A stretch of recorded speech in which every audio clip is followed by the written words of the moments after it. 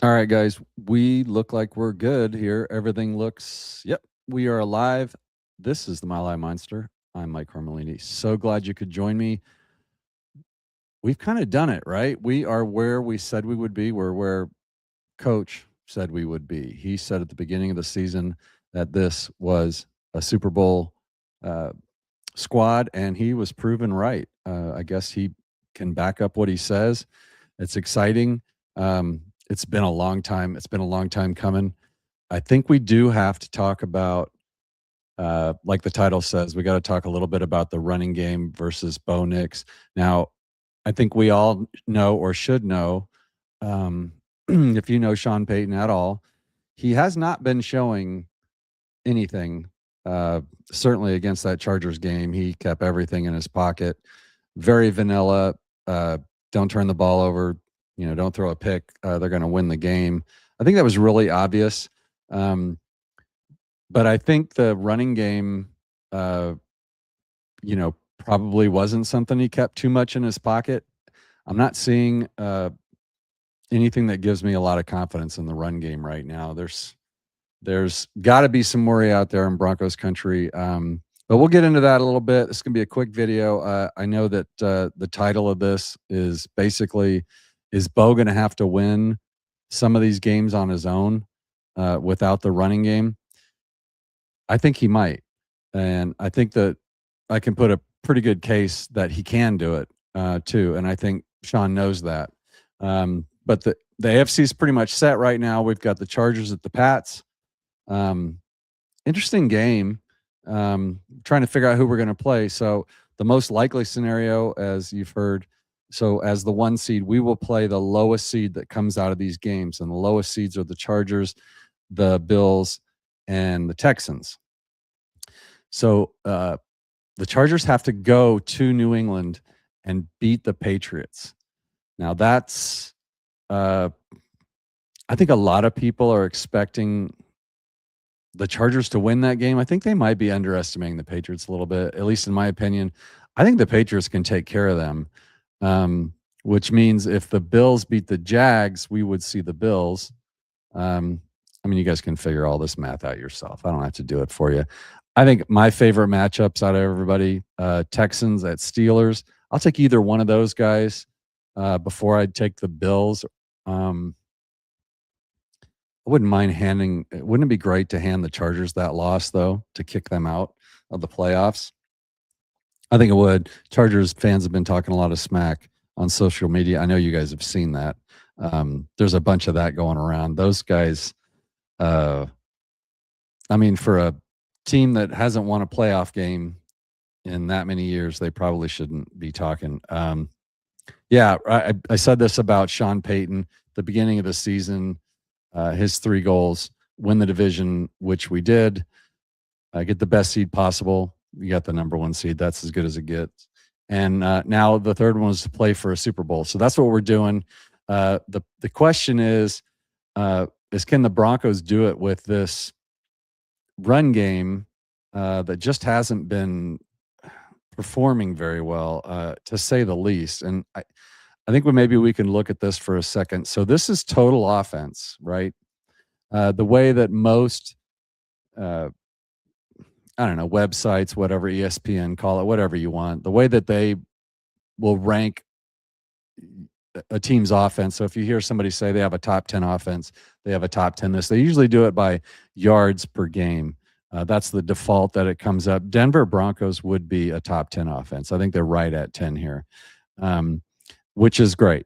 So they have enough, despite having a great defense, certainly a good enough defense to win playoff games and win a Super Bowl, just like we did in Super Bowl 50. We do have a good enough offense to do it. It'll be interesting to see when Sean, lets Bo off the chain, so to speak. If you look at these numbers, let's change this from yards per game to just yards per game passing. So if we go yards per game passing, Denver's still right here, above the Texans, above the Bills, above the Jaguars. all these playoff teams, right? This is a good sign. Um, this shows you that Bo is right there with some of these other quarterbacks, and his numbers have backed that up. I mean, he's not proven, I guess, everybody outside of Denver. They haven't seen what they need to see, but we have. We know what we've got in Bo, and this just goes to show you. What do we got? 1, 2, 3, 4, 5, 6, 7, 8, 9, 10, 11. So he's 11th in passing yards per game.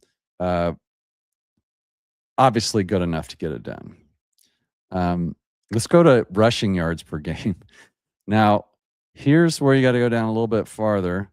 Down here with the Colts and the Packers, above the Eagles, but farther down the list here. And I would say that a lot of that is probably due to what JK Dobbins was putting out there before he got injured. I think we would have been a lot higher if we were looking at this in, say, week 8, week 12 or whatever. We miss JK Dobbins a lot. And maybe, maybe it's Jaleel not getting enough carries. That's my opinion. It seems like, and I'm a huge RJ fan. You guys know that. But Jaleel has been the better running back for quite a while now, and I think the sample size proves that. Here's our stats, right? Just for the Broncos. JK Dobbins is still sitting there with the most yards on the team, and he's been out for quite a while. So that's really surprising to me. Let's just go down here to rushing. So JK is still sitting there at 772 yards. RJ's at 540 now. He's got 7 less carries and 7 more games, and he's still 232 yards behind JK Dobbins. That's startling to me. Now, Bo Nix would be your third running back at 356 yards. They're going to let that loose in the playoffs for sure, right, guys? They're not going to just let him, protect the ball and sit back in the pocket. We're not going to win games that way. He's going to have to go out and win games. But look at Jaleel's numbers. Especially want you to focus on this average yards per carry. So he's got enough carries now that we can't say that's completely limited. Certainly it's a limited compared to the others, but at 5.1 yards per carry, he's right there with JK Dobbins. RJ Harvey has a huge amount of carries at 3.7. 3.7 yards is not going to get it done, in my opinion, in the playoffs. We're going to need to be able to run the ball effectively, or they're going to be able to tee off on Bo. And you saw even in that Week 18 game against the Chargers, when we couldn't run the ball, Minter and those guys they just had them coming at Bo like crazy. They were, we were playing vanilla, but they were running stunts. They were getting after Bo, and we really didn't have an answer for it. Well, one of those reasons was because Sean Payton wasn't going to take any chances with the ball. What you'd like to see when they do that, when they, come up and fill up the box and stop the run, is you'd like to see them get punished deep or over the top. And Sean just wasn't playing that game, which I thought was smart. It was boring football to watch, but it was still smart because they weren't going to score points against us. I think in the playoffs, if we're only able to average 3.5, 3.7 yards per carry, Bo Nix is going to have a hard time finding passing lanes, much less open wide receivers, more than at least in that intermediate area. I mean, he's going to have to go deep to loosen that up, or it's going to be real tough to score points. So I guess to answer my own question, do I think Bo is going to have to put the team on his shoulders and do this himself? I kind of think he's going to have to do that. Now, it really is going to depend a lot, like we talked about before, on who comes out. But if you've got the Chargers and the Texans, 2 of those teams are going to be tough defensively. So perhaps we might need to, Sean, let him off the chain a little bit.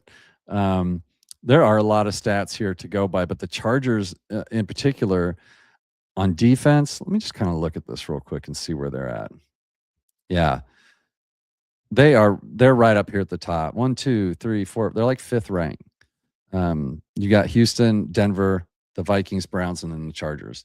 The Bills have a pretty good defense too, even though they were leaky earlier in the season. I think they're actually a little better than that. And I think the Bills are going to be a problem this year for some teams. Now, luckily, we're going to get everybody at home. But out of all these teams,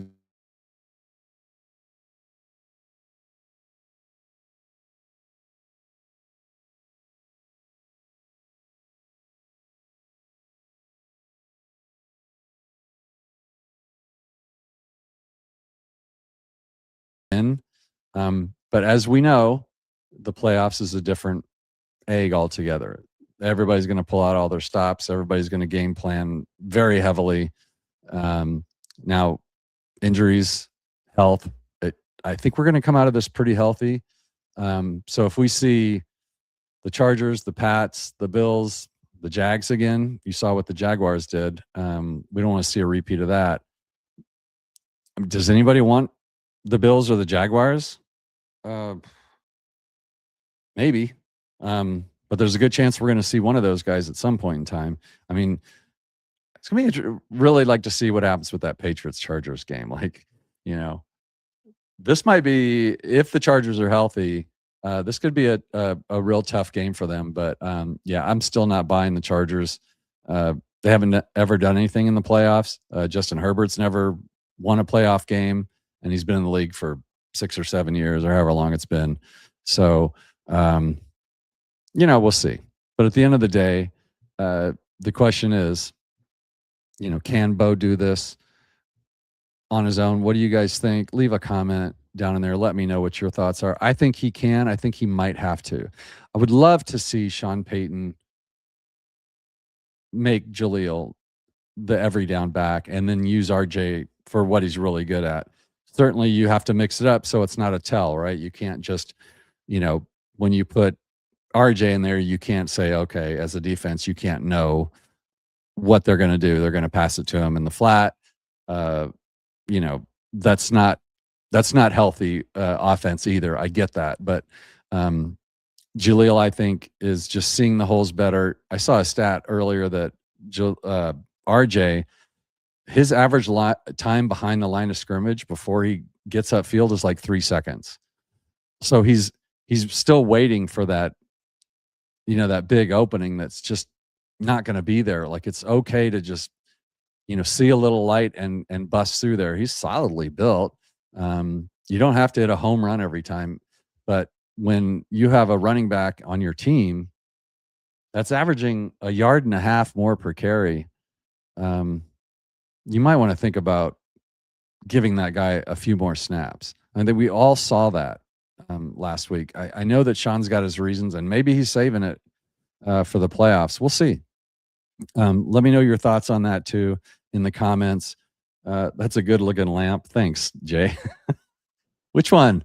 It's the spinning one or the old one that I dragged out here and put an orange light bulb in? Probably the spinny one. Jay, you got me off. I got to put you up here. So there you go. So everybody knows I'm not just talking to myself. Thanks, Jay. We got we got a cool studio here at the Mile High Monster. I love this place, man. I keep all my time out here if I could, but wife and kids probably wouldn't let me do that. Big game this weekend. A lot of big games for us. I know it's going to be nice to sit back and kind of watch and just kind of see who's on the docket next. I wonder if I always wonder about like how much prep goes into these games before we know who we're going to play. Do they start guessing, about who's going to win the games and start prepping for?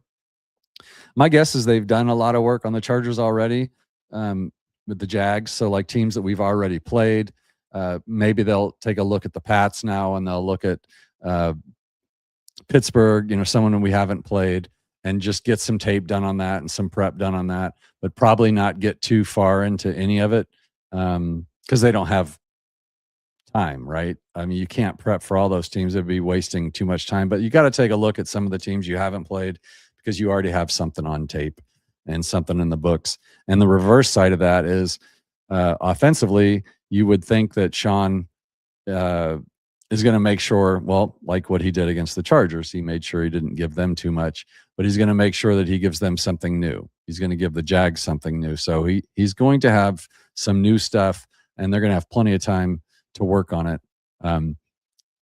Probably too early to say how it'll go. We'll do that with the guys on the show. David talks Broncos on Friday. He and I will be on at some point. We'll do a show on that, and then Zach Seegers from Let's Talk Broncos and David at David Talks Broncos. Make sure that you follow and subscribe to all those, and subscribe to Jay Weaver at. Well, I'm going to get this wrong. Nothing rhymes with orange and blue. Is that right? Or something? I always forget what it's called. Orange and Blue Network. Anyways, we'll be on. We'll do our post game show this week, even though we're not playing, because hopefully we'll know who we're playing and we can talk about that and everything. We'll see what the guys think about my thoughts on the run game. I have a feeling they're going to agree. Zach is going to push back on me about Jaleel probably because it's going to be a tell. But I think Sean knows that. I think he's smart enough to know that it would be a tell to just, throw Jaleel out there because maybe he's limited in some areas. And so they're not going to do this or they're not going to do that. But I think it's kind of that way now. It's just in reverse. Jaleel's only out there a few plays a game, and that's kind of a tell. So if you're going to have a tell either way, at least have your better running back out there, because he is, guys. I mean, he's our best running back right now. Until JK Dobbins comes back, I think Jaleel is the best guy, running the ball. It's hard to dispute that. And that's not a knock on RJ. RJ is a fantastic player. He's got like 12 touchdowns this year. I don't know exactly how many he has. I want to say 12. So he's got 5, 4. Yeah, I think that adds up to 12. RJ touchdowns 5. Yeah, so 7 and 5. Easy math, right? I went to school. He's a weapon. We got to use him, no doubt about it. But if we're in 3rd and 8s a lot because we can't gain a yard or two or pick up a 3rd and 2 on the ground, that's a tell too. That's going to be a problem. I don't know if my heart can take last second wins anymore. I've had too many of those already this year. I'd like to see us to be able to get a lead and then run the clock out with the ball in the running back's hands instead of depending on last minute heroics. Those are fun, like after the season when you win the game, but during the game, I only like it when it's not the Broncos playing. I like blowout wins where I can kick back and laugh and celebrate. Maybe that's just because I'm too big of a fan. So live and die by the orange and blue. Can't help it. Thanks for joining me, guys. Let me know in the comments what you think. I think the answer is Bo's going to have to carry the offense through the playoffs. It's gonna come down to Bo, and of course our defense, right? So the defense is going to be fine. I think they'll clean some stuff up. I don't think we'll see another like Buffalo game we had last year or that Jag game this year. At least I'm hoping not. I hope we put the good defense out there and get it done. But the question really is what are we going to do on offense, and what's Sean going to let Bo get away with this year? I think he's going to have to let him off the hook. Just let him go. He's won so many games for us this year by doing exactly that. Why not a playoff game? Or make Jaleel start. Either way, see you guys Friday night, and go Broncos. We'll set up all the games and go over all that Friday night. So I won't get too much into them now. That'll be a fun show. And then we'll get back with you on probably Sunday and see who the Broncos are playing. So until then, have a great night. Go Broncos.